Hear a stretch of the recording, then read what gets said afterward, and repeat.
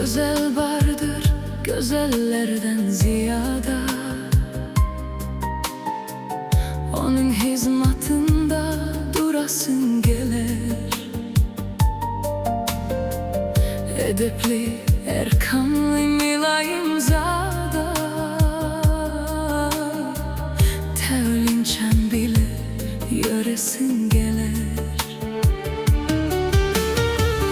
Gözel vardır uzun boylu alkımı,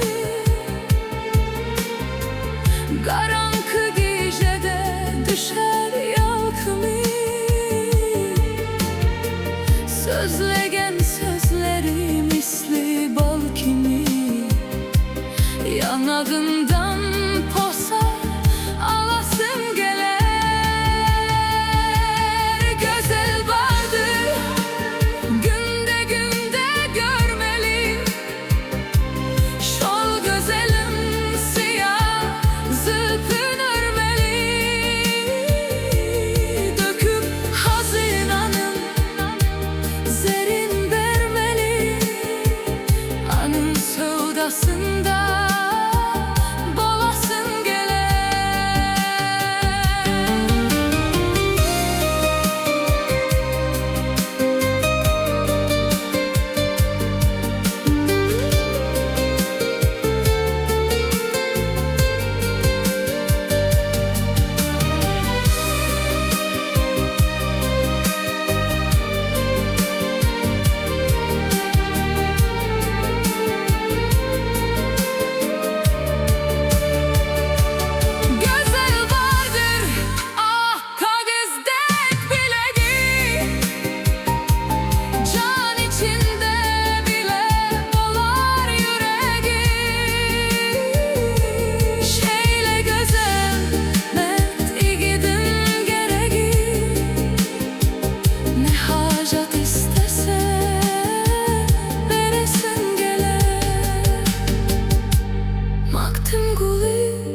Sen gerektir gözele,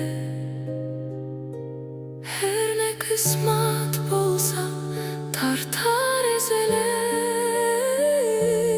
Dünya malın harcet yakşı gözele,